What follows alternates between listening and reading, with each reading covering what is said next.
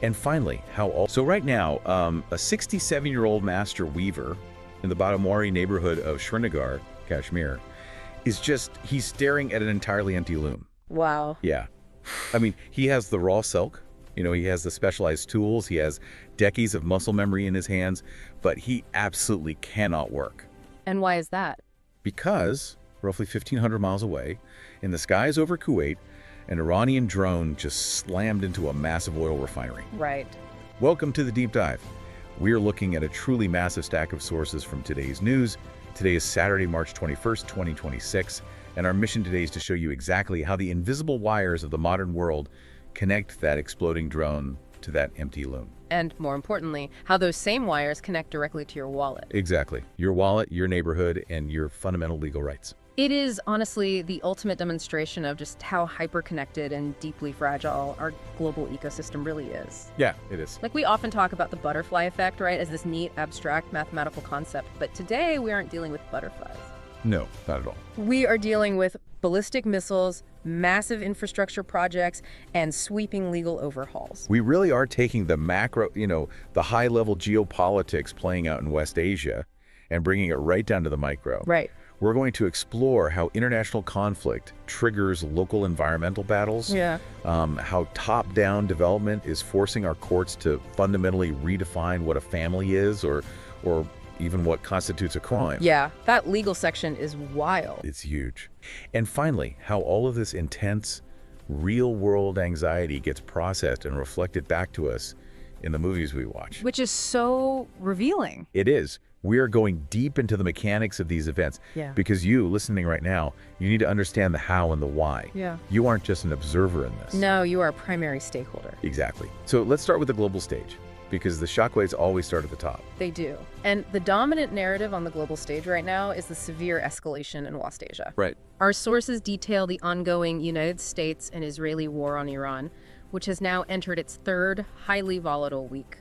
And to really understand where we are today, we kind of have to trace the timeline back to the catalyst. Yeah, the starting point. The reporting indicates this current intensified phase was triggered by the assassination of Iran's supreme leader, Ayatollah Ali Khamenei, back on February 28th. Right. And since then, the situation has just degraded from these proxy skirmishes into direct, heavy infrastructural warfare. It has. And what's immediately striking in the sources is the massive cognitive dissonance between the rhetoric we're hearing and the reality on the ground. Oh, absolutely. The rhetorical war is painting two entirely different pictures of reality. Like two different planets. Exactly. On one side, you have Israel's Prime Minister, Benjamin Netanyahu, publicly claiming that Iran's nuclear and ballistic missile capacities have been fundamentally decimated. Decimated, right. The implication being that Iran's offensive capabilities have been totally neutralized. But, I mean, when you look at the actual data of what is happening in the airspace over the Gulf, decimated seems like a highly optimistic political framing. To say the least. Because Iran's new supreme leader, Ayatollah Mujtaba Khamenei, released a statement vowing to completely strip away the security of their enemies. And they aren't just putting out press releases. Right? Yeah, they are actively backing that rhetoric up with complex, long-range physical strikes.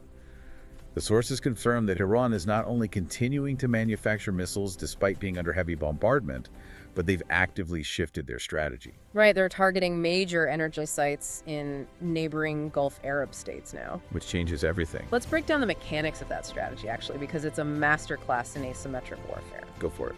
So, Iran knows it cannot match the combined conventional air superiority of the U.S. and Israel. It's just not possible. Right, the math doesn't work. Exactly, so they don't try to. Instead, they use relatively cheap, easily mass-produced drone technology to target incredibly expensive, geographically fixed, and economically vital infrastructure. And the scale of these targets is just staggering. I mean, the sources detailed two distinct waves of Iranian drones that successfully sparked a massive fire at the Mina al-Amadi refinery in Kuwait.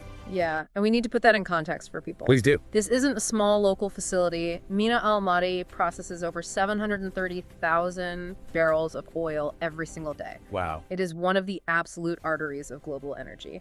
And alongside Kuwait, there are reports of intercepted drones targeting the oil-rich eastern province of Saudi Arabia. So this strategy of asymmetric disruption, it's highly calculated. Oh, entirely. By targeting the global energy supply chain, Iran is demonstrating that even if their domestic military leadership and infrastructure are taking heavy losses, they still retain the power to choke off the oil supply. And scramble the global economy in the process. Exactly. The message is visceral. It's basically, if our economy and security suffer, the entire world's economy will suffer. Which brings us to the geopolitical tightrope that countries like India are forced to walk right now. Yes. We have a deeply analytical opinion piece in our sources today dissecting India's foreign policy response to this exact conflict. And it is a fascinating look at the friction between, historical loyalty and modern survival. India's position is incredibly precarious here. The diplomatic debate centers entirely around this concept of strategic autonomy. Historically, India has maintained very strong, deep civilizational and economic ties with Iran. Right, like they partnered on the Chabahar port, they shared cultural exchanges for decades. Exactly. But the current Indian government is making highly calculated, arguably ruthless diplomatic moves today. Yeah, the piece highlights a very specific glaring omission. The Indian government made a deliberate decision not to issue an official condolence for the assassination of Ayatollah Khamenei. Which is huge. It is. In the world of international diplomacy, silence is an incredibly loud statement. And furthermore, the Indian Prime Minister actually visited Israel right around the time this conflict was escalating. He even addressed the Israeli Knesset. And the author of the source material notes that the timing of this visit drew heavy criticism from traditional foreign policy observers. Because they felt it completely abandoned the pretense of neutrality. Right. But the author frames this shift through a very specific historical lens.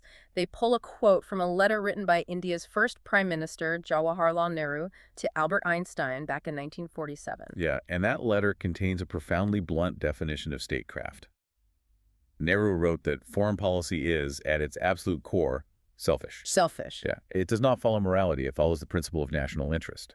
And if we look at the mechanics of India's national interest in 2026, the math heavily favors alignment with the West and the Gulf over Iran. Walk us through that math. Sure. First, you have energy security. India imports the vast majority of its oil, heavily reliant on Saudi Arabia and the UAE. Second, the diaspora. There are nearly 10 million Indians living, working, and sending billions of dollars in vital remittances from those Gulf states. That's a massive economic pillar. Exactly. And third, defense and trade. The U.S. is India's largest trading partner, and Israel has become a crucial, irreplaceable supplier of high-end, state-of-the-art defense technology and border security systems. So the author is arguing the government has made a cold, mathematical calculation. Yes. The economic and defense stakes with the U.S., Israel, and the Gulf simply outweigh the historical friendship with Iran. But I really have to push back on this framing. Okay, let's hear it. Isn't strategic autonomy just a polite, diplomatic euphemism for sitting on the fence? Some would say so. I mean, or worse, a cowardly way of avoiding a moral stance. If India's largest trading partner is the U.S., and Israel is providing the defense tech, why play both sides? Well... Because when you try to carefully thread the needle and remain neutral, your own citizens are the ones who get caught in the crossfire. Literally. You're talking about casualty. Yes. The sources report the tragic death of an Indian citizen in Riyadh, Saudi Arabia, who was killed by falling debris from an intercepted Iranian missile. Yeah. How long can a country claim autonomy when its own people are dying in foreign capital cities? I mean, it's a completely valid critique, and it highlights the human cost of realpolitik in a very stark way. It does. But to defend the concept of strategic autonomy for a moment, it's not simply about cowardice. It's about avoiding absolute leverage. What do you mean by that? Well, if a nation of over 1 billion people completely aligns with one bloc, it loses its ability to negotiate. It becomes a junior partner rather than an independent actor. Okay, I see that. The tragedy in Riyadh is a sobering, horrifying reality of global conflict. But from a statecraft perspective, policymakers are weighing that tragic loss against the potential economic collapse of entirely alienating a major energy supplier or defense partner. It is a grim utilitarian calculus. The grimmest. And that utilitarian calculus bleeds into the domestic economy almost instantaneously. Because the shock waves from those drones hitting Kuwaiti refineries don't just stay in the Gulf. No, they land directly at the local petrol pump. Exactly. Let's trace the mechanics of this for everyone. Because of the physical stress from the skyrocketing global oil prices, Indian oil marketing companies have been forced to hike prices. Premium petrol, the XP95 variant, has gone up by 2 to 3 rupees per liter. Which is noticeable, but perhaps manageable for the demographic buying premium fuel. But the real story, the one that impacts the foundational economy, is the hike in industrial diesel. Yes, exactly. The sources note a massive hike of about 22 rupees per liter for industrial diesel. Wow. Right. Now, the government assured the public that normal retail grades of petrol and diesel remain unchanged for now. But let's unpack why that 22 rupee industrial hike is basically a ticking time bomb for you, the listener. Please do. Industrial diesel is what powers the freight trucks that move every single item across the country. It powers the backup generators for manufacturing plants. It runs the massive irrigation pumps in the agricultural sector. So when the cost of industrial diesel spikes by 22 rupees, the cost of transporting a truckload of tomatoes from a farm in Maharashtra to a market in Delhi skyrockets. Yep. The cost of running a textile loom increases. That cost is never absorbed by the logistics company. Never. It is always inevitably passed down to the consumer. So a drone strike in Kuwait on Tuesday means your grocery bill goes up on Friday. That is the physical reality of the global supply chain. It really is. Which brings us back to the image we started with, the butterfly effect hitting the ground in the most unexpected, devastating way imaginable. Because while we can measure the impact on diesel prices, the geopolitical chess match happening over the Strait of Hormuz is also resulting in cultural casualties. Cultural casualties, yes. And this brings us back to the carpet weavers in Kashmir. This is one of the most striking, poignant details in the entire stack of sources today. You've really stuck with me. We're looking at the artisan clusters in places like Badamwari and Srinagar. These are communities that have woven world-renowned carpets for generations. Yeah. But their art is inextricably linked to Iranian culture. Let's explain how this actually works, because it's fascinating. These weavers don't just improvise their patterns. They rely on incredibly complex, mathematically precise design templates called the talim. The talim. Right. And the talim is essentially a coded language of knots written out on strips of paper indicating exactly which color thread goes where. And the most intricate, highly prized talims originate from Iranian master workshops in cities like Kashan and Tabriz. The Kashan and Tabriz designs are basically the architectural blueprints of the Kashmiri carpet industry. They dictate the floral motifs, the structural geometry, the very essence of the rug. And with the ongoing war, what's happening to those blueprints? Well, the supply chains, the communication networks, and in some cases, the physical existence of these Iranian workshops have been obliterated or severely disrupted. And so the Kashmiri weavers are left totally stranded. Completely. They literally cannot weave their traditional rugs without these specific Persian blueprints. Right. You have an opinion, quote, in the sources from Donald Trump, criticizing NATO allies and calling them cowards over their reluctance to militarily secure the Strait of Hormuz. Prioritizing high-level military posturing and securing oil routes. Always the oil routes. Right. And meanwhile, a master artist in Srinagar has lost his livelihood because the geopolitical supply chain of art and shared human culture has been violently severed. It perfectly illustrates Nehru's point about foreign policy being selfish. It really does. Nations will always mobilize aircraft carriers to protect an oil route. They will rarely lift a finger to protect the delicate, centuries-old transmission of art and cultural heritage. The threads of shared human culture are viewed simply as acceptable collateral damage in the pursuit of national security. That is a profoundly tragic way to frame it, but it's an accurate one. And it serves as the perfect transition point. Yeah. Because while sovereign nations are launching missiles over global energy routes and international borders, an equally fierce and perhaps even more immediate battle over land, resources, and geography is happening right inside domestic borders. Domestic borders, right. We're seeing a massive friction between the environment and top-down development. So let's move to our second section and start in Goa. Okay, so the conflict in Goa provides a perfect microscopic view of a macroeconomic problem. It centers entirely around a piece of state legislation known as Section Thumb 9A of the Town and Country Planning, or TCP Amendment Act of 2024. And to understand the visceral anger of the local population here, you really have to visualize what is actually at stake. Right. The sources describe protesters, specifically from Pelham village, sitting on a week-long hunger strike at Azad Maidan in Panaji. And they were using these stark, color-coded zoning maps to explain their terror to reporters. What were they saying? They were saying, our green canopies will turn yellow, then red, and they will sell it to make it gray. Wow.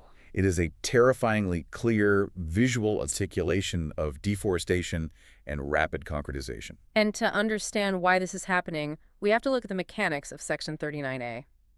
Under this new amendment, the state government has created a fast-track pathway to permit the conversion of ecologically sensitive zones. Like what kind of zones? We are talking about land that has been traditionally and legally classified as orchards, natural forests, and vital green cover.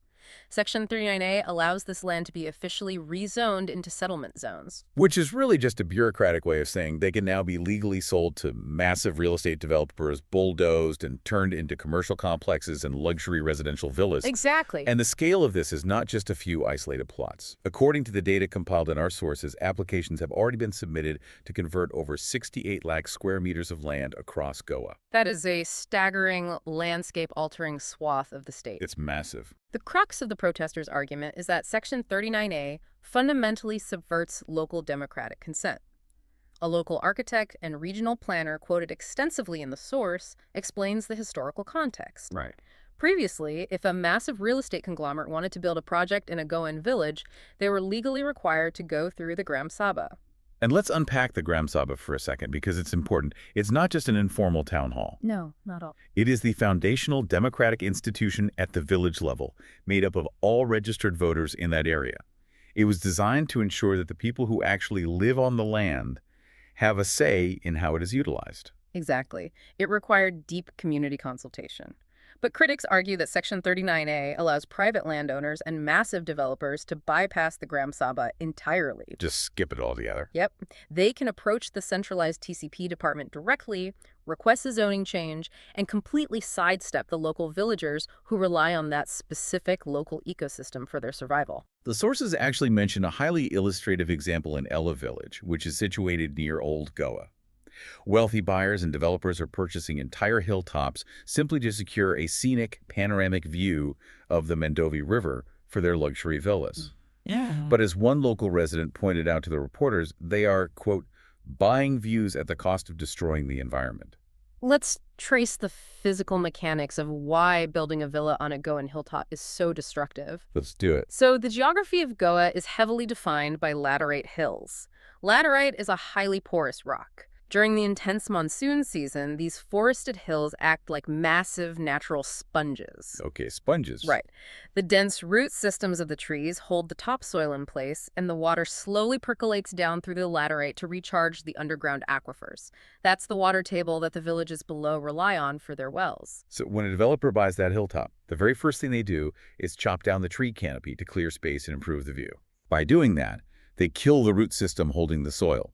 Then they pave over the porous laterite with impermeable concrete. Exactly. And the cascading effects are immediate.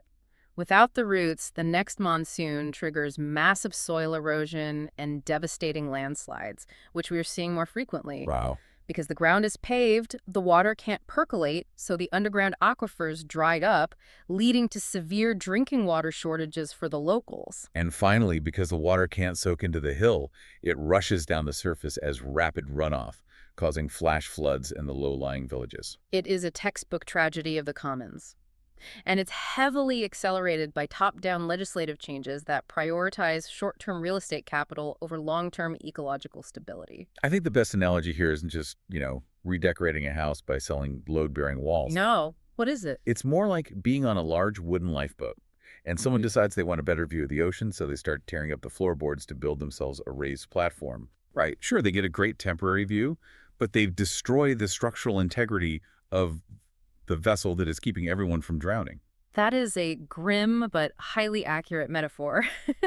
And it applies flawlessly to our next source, which takes us from the laterite hills of Goa to the incredibly pristine, deeply isolated islands of the Andaman and Nicobar archipelago. Yep.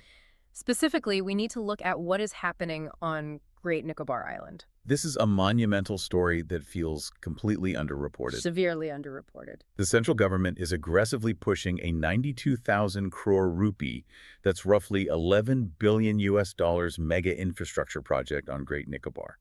This involves a transshipment port, an international airport, a power plant, and a massive greenfield township. It's huge. And the physical footprint of this project is displacing a fascinating, complex cross-section of humanity. Yeah, the first group facing displacement are the ex-servicemen settlers. And to understand who they are, we have to look at the geopolitical strategy of the late 1960s and 70s. The Indian government recognized the strategic naval importance of the Andaman and Nicobar Islands, sitting right at the edge of the Malacca Strait.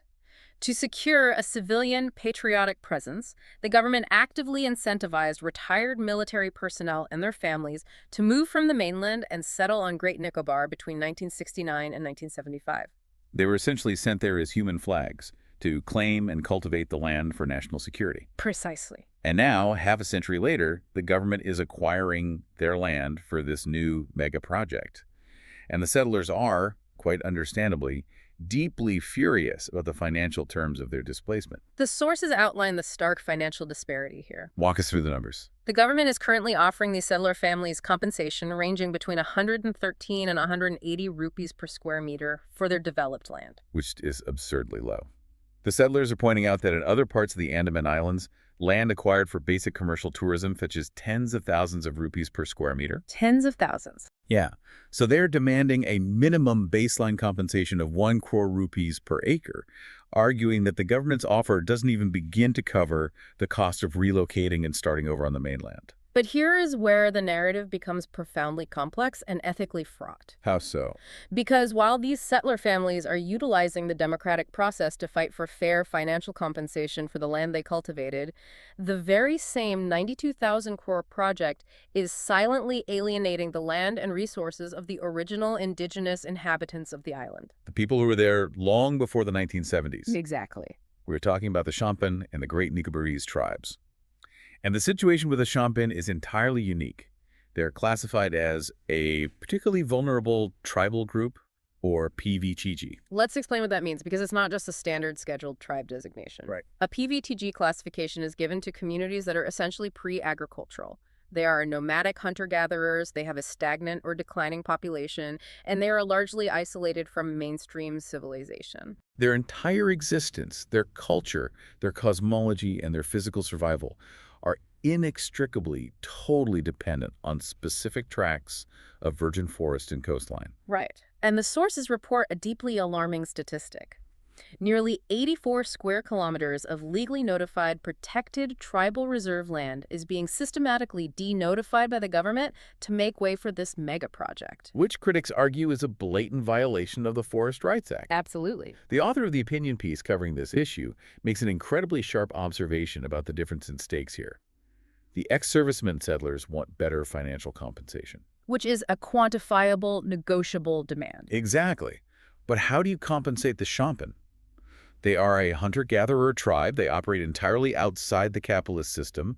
They do not want, use, or understand the concept of fiat currency. Right. You cannot give them a bank transfer to make up for bulldozing the forest where they hunt and forage. For them, the loss of the forest isn't an inconvenience or a bad real estate deal. It is an existential extinction event. And yet, the reporting indicates that local administrative agencies, and even some representatives of the settler communities, have reportedly signed documents giving consent to free up this protected tribal land. Just sign it away. Yeah. The author concludes with a chilling assessment. They say that local communities, and especially indigenous rights, are consistently treated as minor pawns in the larger geopolitical and development agendas of the state. It is the ultimate friction between local human survival and top-down macroeconomic development. Yes. The state decides it needs a transshipment port to compete with China, and a 10,000-year-old uncontacted culture is deemed an acceptable casualty. It's devastating. And we see another angle of this exact same friction between ecology and industry in the Supreme Court's recent, highly aggressive intervention regarding the National Chambal Sanctuary. Yes. The National Chambal Sanctuary is a unique tri-state protected area bordering Rajasthan, Madhya Pradesh, and Uttar Pradesh. It is a riverine ecosystem that is absolutely critical for the survival of the gharial. And the gharial is a critically endangered, highly specialized species of fish-eating crocodile with that distinctive, long, thin snout. They are incredible creatures, but their breeding process is highly vulnerable. And that vulnerability is being ruthlessly exploited by the illegal sand mining mafia. The sources detail how illegal miners are using heavy machinery to dredge sand from the riverbed and the banks. Let's trace the mechanics of why sand mining destroys the gharial. These crocodiles don't build nests in the jungle. They rely entirely on the soft, pristine sandbanks of the Chambal River to lay and incubate their eggs. Right. When the mining mafia dredges the riverbanks, they are literally scooping away the only place on Earth these animals can reproduce. Yeah. Furthermore, the massive mechanical dredgers alter the flow and depth of the river, destroying the fish populations that the gharials feed on. And the situation has become so dire that the Supreme Court of India has stepped in with a stark, unprecedented warning. What did they say? The court directly addressed the top officials of the forest, mining, and police departments across Rajasthan, Madhya Pradesh, and UP. They stated that the ongoing lethargy and inaction of these officials in stopping the illegal mining makes them vicariously liable for the environmental destruction. Wow, vicarious liability. That is a massive legal threat. It really is. Vicarious liability essentially means the court is saying, we aren't just going to prosecute the tractor drivers stealing the sand. If you, the chief conservator of forests or the district police chief, allow this habitat to be destroyed by intentionally looking the other way, you are legally aiding and abetting the crime. Exactly. You will be held personally accountable. It is a profound shift in environmental jurisprudence. For sure. The court is attempting to force personal accountability onto the bureaucracy, recognizing that environmental laws are useless if the state apparatus is complicit in their violation. And speaking of the state apparatus, our final story in this section is about an intense, high-stakes institutional turf war happening right inside the central government, far away from the forests of Chambal, but equally vital to the environment. Right. The sources report a major bureaucratic clash. Let's get into it. So the Ministry of New and Renewable Energy, the MNRE, is aggressively demanding sweeping new powers over the Electricity Act of 2003.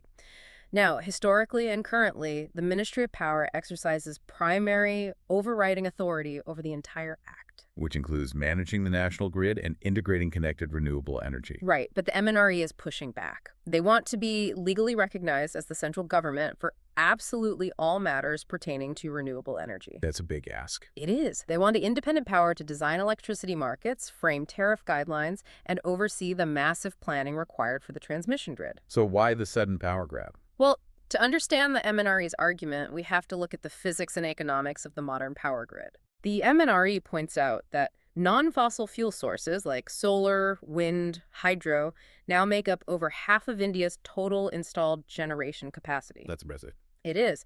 However, and this is the crucial mechanical point, they only generate about 25% of the actual electricity flowing through the wires. Wait, let's unpack that discrepancy. Why does 50% capacity only equal 25% output? Because of the variable nature of renewables.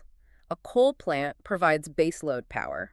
You turn it on, shovel in coal, and it provides a steady, predictable output 247. Makes sense. The national grid operates at a strict frequency around 50 hertz. If supply and demand don't match perfectly second by second, the frequency fluctuates, and the entire grid can collapse in a cascading blackout. Right. Now, solar and wind are intermittent. If a massive cloud covers a solar park in Rajasthan, gigawatts of power drop off the grid instantly.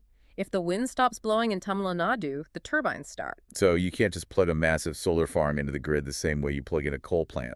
Exactly. You need complex market designs, you need massive battery storage infrastructure, and you need peaker plants that can spin up in minutes to cover the solar drop-off. And the MNRE's argument is that the Ministry of Power is structurally biased toward traditional baseload generation like coal. Yes. The MNRE claims that to reach India's ambitious target of 500 gigawatts of clean energy capacity by 2030, they need institutional clarity. Right. They need the regulatory power to design a market that financially rewards battery storage and flexible generation rather than just subsidizing coal. But the Power Ministry, understandably, refuses to hand over the keys to the national grid, arguing that bifurcating the management of a single interconnected electrical system is a recipe for disaster. If we synthesize all four of these domestic stories, the zoning laws paving over Goa's laterite hills, the mega project threatening the Nicobar ecosystem and the Shumpin, the sand mining destroying the Chambal gharials, and the bureaucratic war over managing the variable physics of the renewable energy grid, we see one single, unifying, profound theme. And what is that theme? It's the concept of carrying capacity. Carrying capacity. It's an ecological term, but it applies to everything we've discussed. It does. It asks the fundamental question: how much development, How much resource extraction, how much sheer human weight can a specific system sustain before its underlying architecture fundamentally fractures and collapses? Perfectly stated. In Goa, the villagers are screaming that their local aquifers simply do not have the carrying capacity to supply water to endless luxury villas. In Nicobar, the fragile island ecosystem does not have the carrying capacity to absorb a 92,000 crore concrete infrastructure onslaught without erasing an ancient indigenous tribe. Right. In Chambal, the river has lost its carrying capacity to breed wildlife because the physical sand is being stolen to build our cities. And even in the air-conditioned corridors of power in Delhi, the national electricity grid is struggling with the carrying capacity of integrating massive, unpredictable solar power alongside rigid coal infrastructure. It is the ultimate friction of the 21st century, the collision between infinite economic ambition and finite physical reality. And when that carrying capacity breaks down, when the well runs dry, when the forest is cleared, when the electricity market fails, citizens inevitably turn to the justice system for relief. They do. But what happens when the justice system itself is undergoing a massive, fundamental identity crisis about what a citizen's rights actually are? That is the big question. And that brings us to our third section, redefining justice, rights, and accountability. We are currently witnessing a profound, real-time evolution of the social contract in India, playing out across various courtrooms, high courts, and legislative assemblies. The sources provide several fascinating case studies showing how the state is struggling to map archaic laws onto modern realities. Let's start with a landmark, truly beautiful ruling from the Supreme Court that completely dismantles and rebuilds the legal concept of motherhood and family. Yeah, the court legally recognized maternity leave as a basic, fundamental human right for adoptive mothers. Which is so important. To understand the gravity of this, look at the rule they struck down. Previously, the statutory rules only allowed a woman to take maternity leave if she adopted a child who was under the age of 3 months. Which is an incredibly cruel and, frankly, legally blind restriction. Yeah. Because anyone who has ever interacted with the legal adoption system in India knows that the bureaucratic process, the background checks, the matching, the court approvals almost always takes significantly longer than 3 months. Oh, absolutely. By the time a mother legally brings her child home, the child is almost certainly older than 3 months, which meant the mother was instantly disqualified from receiving paid leave to bond with her new child. The Supreme Court recognized this absurdity and struck the restriction down entirely. They ruled that adoptive mothers are entitled to the full 12 weeks of paid maternity leave, regardless of the child's age at the time the adoption is finalized. That's a huge win. But the actual text of the judgment, the legal philosophy behind it, is what makes this truly revolutionary. The judges explicitly framed adoption not as a secondary option, but as a valid, equal expression of reproductive autonomy. That specific phrasing, reproductive autonomy, is incredibly powerful. It is. They noted that the emotional bond between a mother and an adopted child doesn't happen automatically. It must be consciously nurtured through dedicated time and physical presence. Right. And then the bench delivered this incredible quote, which I want to read directly. It is not biology that constitutes a family of a mother, father, and children. Rather, it is the shared meaning, responsibility, and emotional bonds that sustain such a relationship. Shared meaning. Shared meaning. It is a complete paradigm shift. The highest court in the land is officially moving the legal definition of a family away from the sheer mechanics of genetics and biology and anchoring it firmly in the realm of conscious, chosen responsibility. And they even took a step further, urging the central government to legally formulate and recognize paternity leave, noting that parenthood is not a solitary function meant only for the mother. It is a massive institutional leap toward a modern, gender-neutral, psychologically sound understanding of parenting. However, while the Supreme Court is successfully dragging family law into the 21st century, other parts of the legal system are experiencing severe, dangerous growing pains during their own transitions. Very true. The sources detail a case currently before the Delhi High Court that exposes a massive legal lacuna, a gaping hole in the country's brand-new criminal code. Right.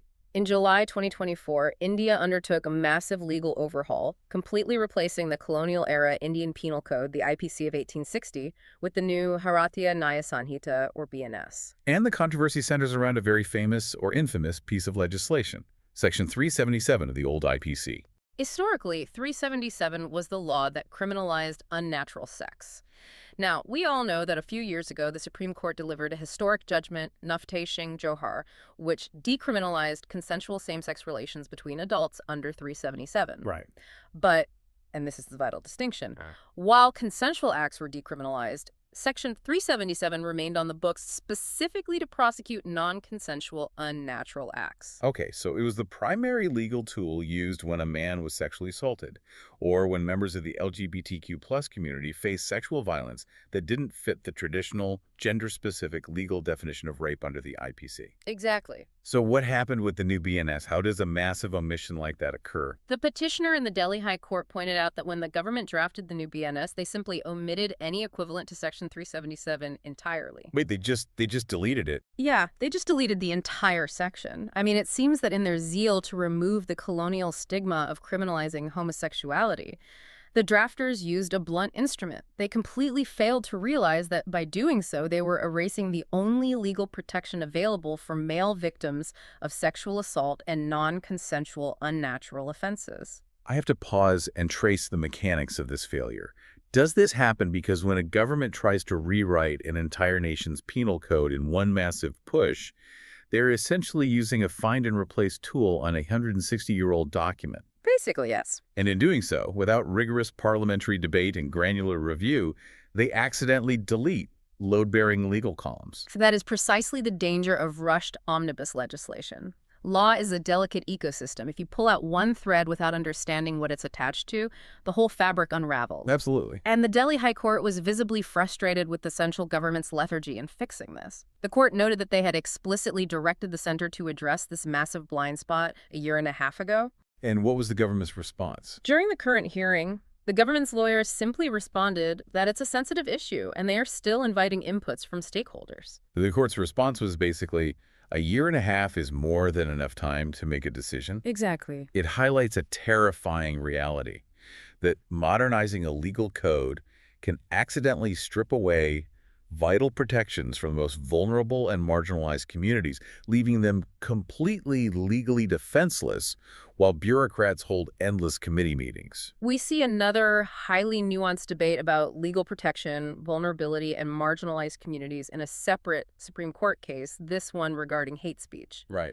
A petitioner approached the court seeking a very specific intervention, asking for legal protection against hate speech targeting the Brahmin community. The petitioner coined a specific term for this alleged phenomenon, Brahmophobia, and argued it should be legally treated as a specific form of caste-based discrimination. And the Supreme Court completely dismissed the petition.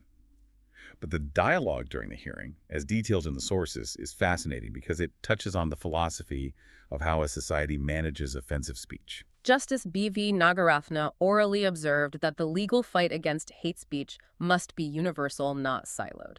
What did she say exactly? She asked the petitioner, why should a particular community come up and say, protect my community against hate speech? Rather, we should say, no one should indulge in hate speech.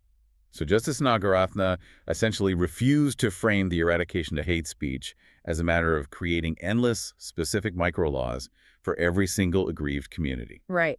She argued that managing speech is a broader societal goal dependent on education, intellectual development, and foundational tolerance. She even went so far as to advise the petitioner to develop the capacity to not be influenced by it, noting that legally reacting to every offensive comment often just triggers a cyclical reaction bogging down the courts. Okay, I have to step back and ask a massive structural question about the health of our democracy based on these three cases. Please do. Because I keep seeing the exact same pattern. And I want to push back on the role of the judiciary here. Are our courts increasingly being forced to act as the exhausted parents of the nation? That's an interesting way to put it. Think about the evidence we just reviewed.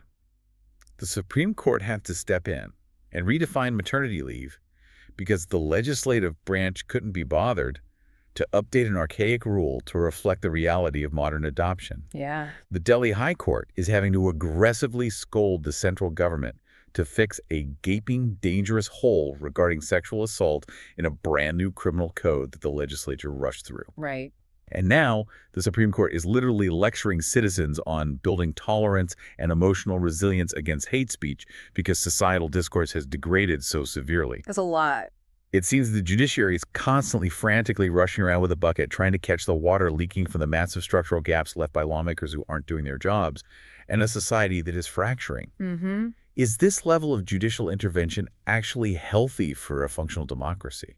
It is a phenomenal, penetrating question, and the short answer is no, it is not healthy. I can think so. In a perfectly balanced textbook democracy, you have a clear separation of powers. The legislature proactively debates and crafts nuanced, airtight laws. The executive branch efficiently and fairly implements those laws, and the judiciary sits quietly in the background, merely interpreting the law when rare, complex disputes arise. But that is clearly not what is happening. Exactly. What we see in these sources is the reality of a highly stressed system. We have a hyperactive judiciary that feels compelled to practice judicial activism because the other branches are failing. Right. When legislatures pass laws without proper debate, like the BNS omission, or fail to update welfare laws like the adoption rules, a vacuum is created. And nature abhors a vacuum. So the courts step in. The courts are stepping into that void to prevent a collapse of fundamental rights. It is necessary in the short term to protect citizens, but in the long term, having unelected judges constantly making policy decisions warps the democratic structure. And we can actually see the judiciary itself acutely aware of this tension, actively trying to manage that stress and protect its own institutional optics and integrity. Look at the recent actions of the Chief Justice of India, Surya Khan. Yes, the sources report a highly significant procedural move.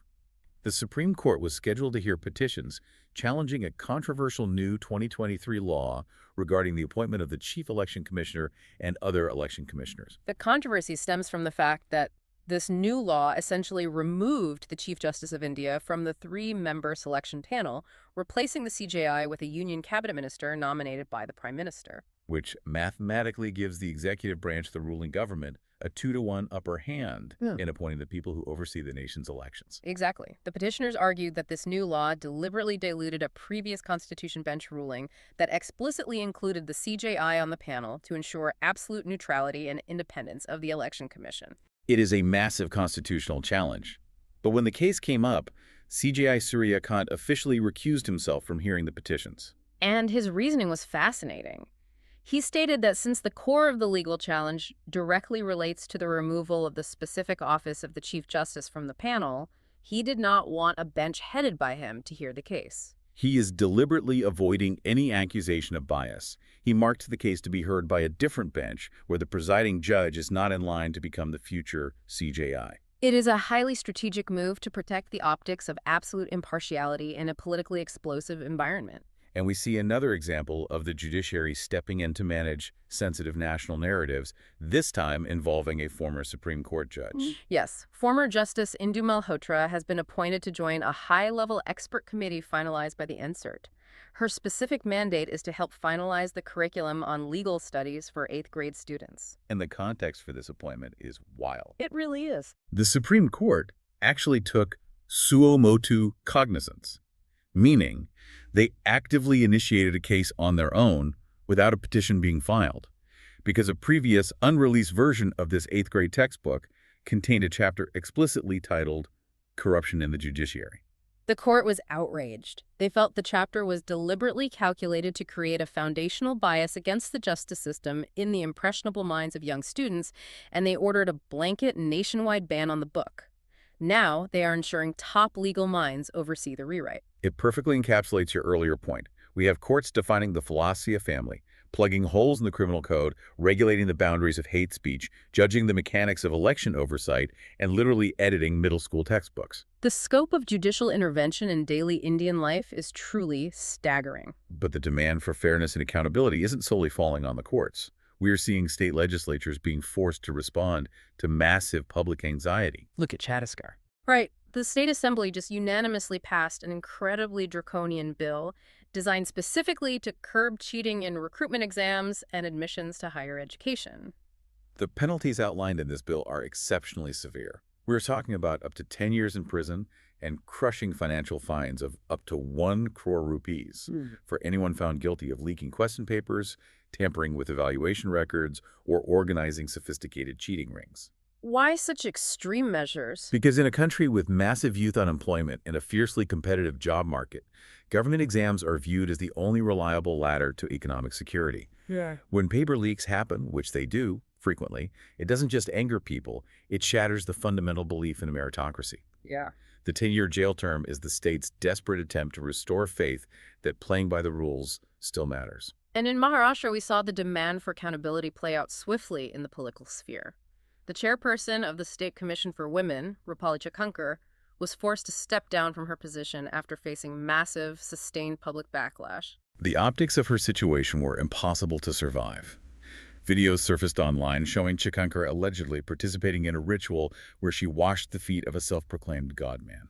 The massive problem is that this specific godman is currently under arrest, facing severe criminal charges, including the rape and blackmail of several women.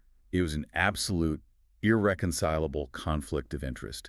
You cannot have the head of the state's primary women's rights panel publicly venerating a man accused of systemic sexual violence against women.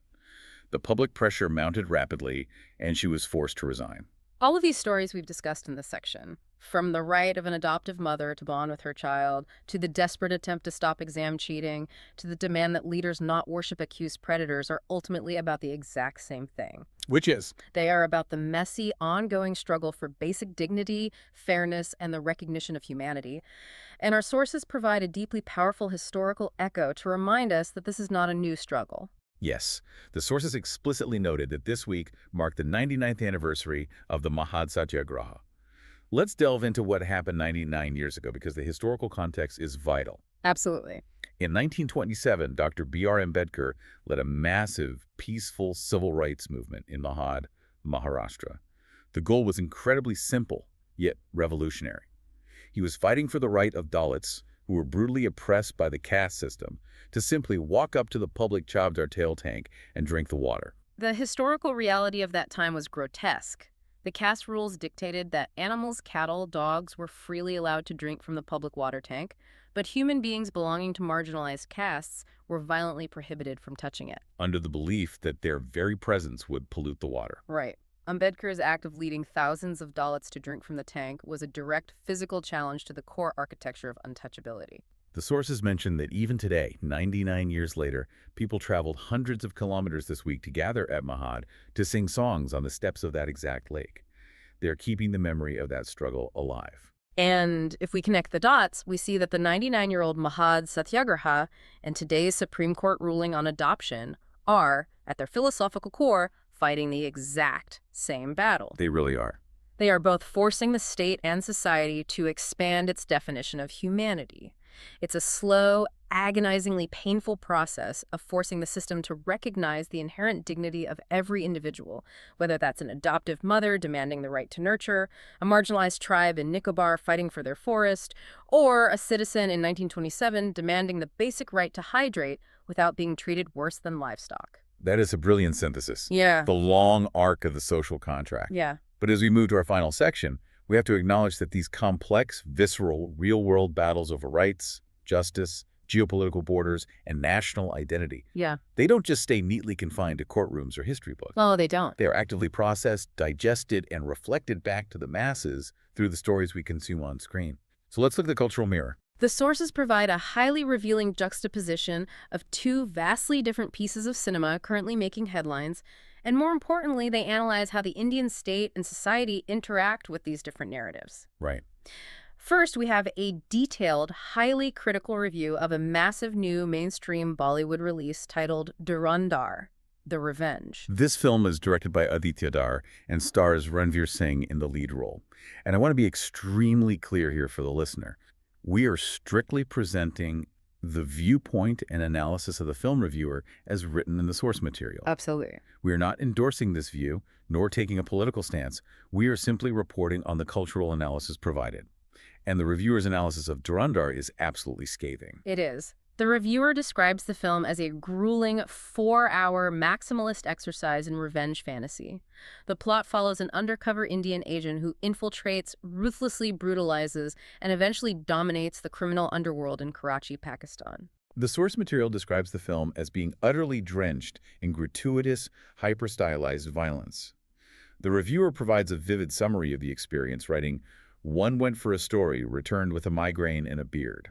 They do praise Ranveer Singh's physical commitment to the role, calling him a homegrown Rambo, but they are deeply, fundamentally critical of the film's underlying ideological messaging. The review explicitly characterizes the film as a cinematic propaganda mouthpiece, perfectly aligned with the aggressive posturing of the current ruling political ecosystem. The author argues that the film's primary function is to lionize extrajudicial killings and aggressive counter-terror operations, framing extreme violence not as a tragic necessity, but as an absolute moral imperative and a source of nationalistic joy. And crucially, the reviewer notes a highly dangerous narrative technique used in the film.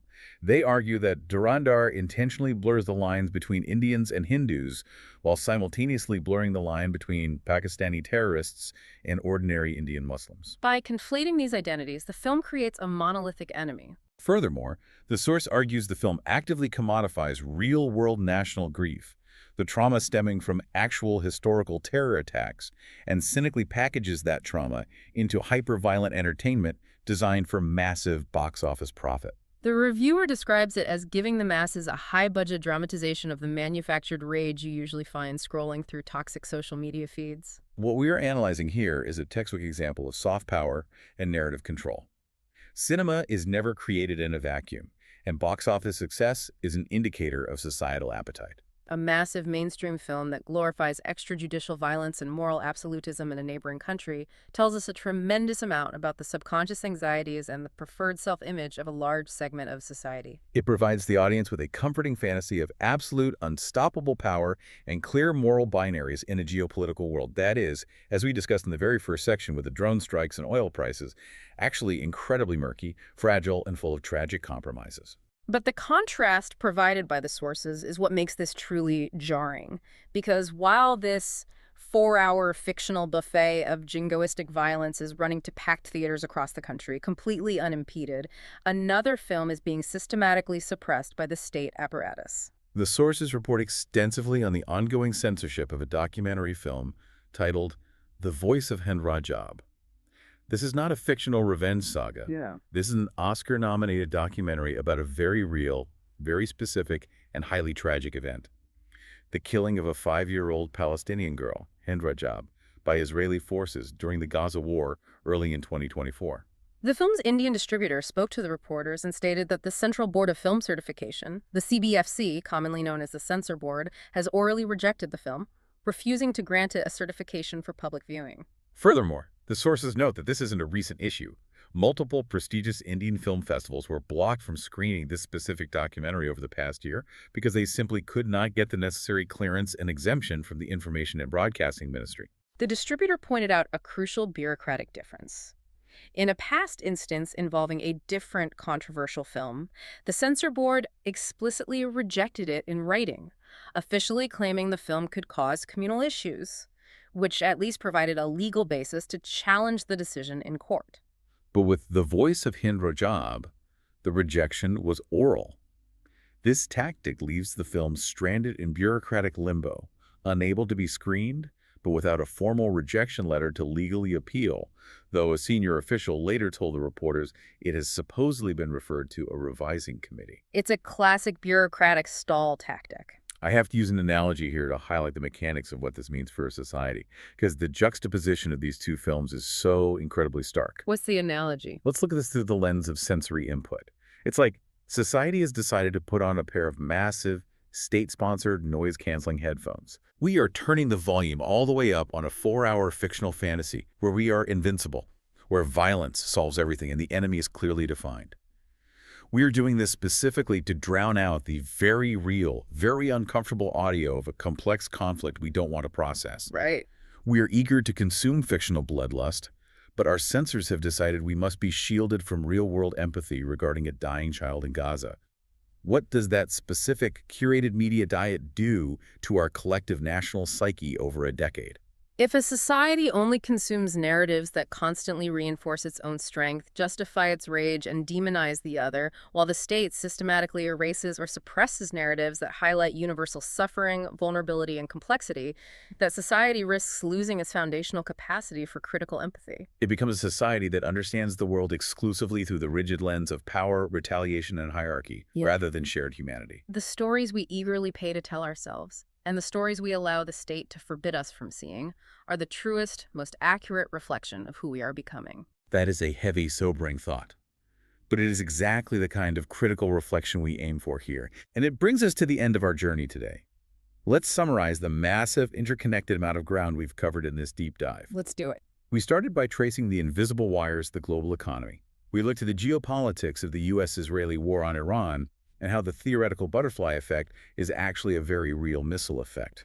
We saw how an Iranian asymmetric drone strike on a Kuwaiti refinery immediately triggers a 22 rupee hike in industrial diesel, raising the cost of your groceries. We saw how high-level diplomatic posturing over the Strait of Hormuz cuts the supply lines of the Talim blueprints, leaving master Kashmiri carpet weavers staring at empty looms. We explored the cold, mathematical calculus of India's strategic autonomy, balancing the vital need for Gulf energy and Israeli defense tech against civilizational ties and the safety of millions of expats. From those international borders, we zoomed all the way into our domestic zoning laws, exploring the intense, destructive friction between fragile ecology and top-down development. We saw Goan villagers fighting Section 39A to prevent real estate developers from paving over their laterite hills and destroying their water table. We looked at the 92,000 crore mega project in Great Nicobar, where the demands for fair financial compensation by ex-servicemen overlap tragically with the silent, existential threat to the uncontacted indigenous Shompen tribe. We saw the Supreme Court threatening officials with vicarious liability for allowing sand miners to destroy the Shambhala gharial habitats, and we decoded the bureaucratic turf war between the MNRE and the Power Ministry over who controls the variable physics of our renewable energy grid. All of it coming down to one terrifying question. What is the carrying capacity of our environment? Then we examine how the very definition of justice and human rights is frantically evolving as the system stresses. We saw the Supreme Court beautifully redefine the concept of family, not by genetic biology, but by shared meaning in granting full maternity leave to adoptive mothers. But we also saw the dangerous, clumsy gaps in our new BNS criminal code, accidentally deleting the equivalent of Section 377 and leaving male and LGBTQ+ victims without specific legal remedies for assault. We discussed a hyperactive judiciary trying to manage hate speech, protect its own institutional optics, and even edit 8th grade textbooks, while states like Chhattisgarh resort to 10-year jail terms to stop exam cheating. All of this echoing the century-long fight for basic dignity represented by Ambedkar's Mahad Satyagraha. And finally, we looked at the cultural mirror. We contrasted the mainstream box office success of a hyper-violent, state-aligned revenge fantasy film with the bureaucratic, orbital censorship of an Oscar-nominated documentary about a real child killed in Gaza. We asked what this curated diet of fictional jingoism and suppressed empathy is doing to our collective psyche. Through all of this, the connecting thread is you, the listener. You pay the inflated freight prices at the grocery store. You live in the neighborhoods vulnerable to flooding when the hills are paved. Your fundamental rights are being redefined or accidentally deleted in those courtrooms. And your view of the world is being aggressively shaped by the media you are allowed or forbidding to consume. You are the ultimate stakeholder in these overlapping systems. And that reality leads perfectly into a final thought I want to leave you to mull over today. Okay, lay it on us. Throughout this deep dive, we've seen exactly how laws are rewritten to fundamentally change the definition of a forest, a crime, or a family. We've seen how geopolitical borders are contested with asymmetric drone strikes and how modern histories are manipulated for the cinema screen. Right. But consider this mechanism as the state, not just in India, but globally, gains increasingly sophisticated technological, bureaucratic, and legal power to centrally shape everything from the electricity running through our grid to the history printed in our school textbooks. What happens to the power of the individual? In a world that is hyper-connected by fragile global supply chains, yet deeply divided by rigid state-sponsored nationalistic narratives, will the citizen of tomorrow retain the agency to be an active, democratic participant in shaping society? Or are we being slowly, systematically conditioned to simply sit in the dark and be captive audience members watching the movie play out? That is a phenomenal, deeply unsettling question to end on. From the murky diagnostic X-ray of global geopolitics to the stories we tell ourselves in the dark. Keep questioning the official narratives, keep tracing the mechanics of the systems around you, and never stop trying to connect the dots. Thank you for joining us on this deep. So right now, a 67-year-old master weaver in the Badamwari neighborhood of Srinagar, Kashmir, he's staring at an entirely empty loom. Wow. Yeah. I mean, he has the raw silk. He has the specialized tools. He has decades of muscle memory in his hands, but he absolutely cannot work. And why is that? Because, roughly 1,500 miles away, in the skies over Kuwait, an Iranian drone just slammed into a massive oil refinery. Right. Welcome to the Deep Dive. We're looking at a truly massive stack of sources from today's news. Today is Saturday, March 21st, 2026, and our mission today is to show you exactly how the invisible wires of the modern world connect that exploding drone to that empty loom. And more importantly, how those same wires connect directly to your wallet. Exactly. Your wallet, your neighborhood, and your fundamental legal rights. It is honestly the ultimate demonstration of just how hyper-connected and deeply fragile our global ecosystem really is. Yeah, it is. Like, we often talk about the butterfly effect, right, as this neat, abstract mathematical concept. But today, we aren't dealing with butterflies. No, not at all. We are dealing with ballistic missiles, massive infrastructure projects, and sweeping legal overhauls. We really are taking the macro, the high-level geopolitics playing out in West Asia and bringing it right down to the micro. Right. We're going to explore how international conflict triggers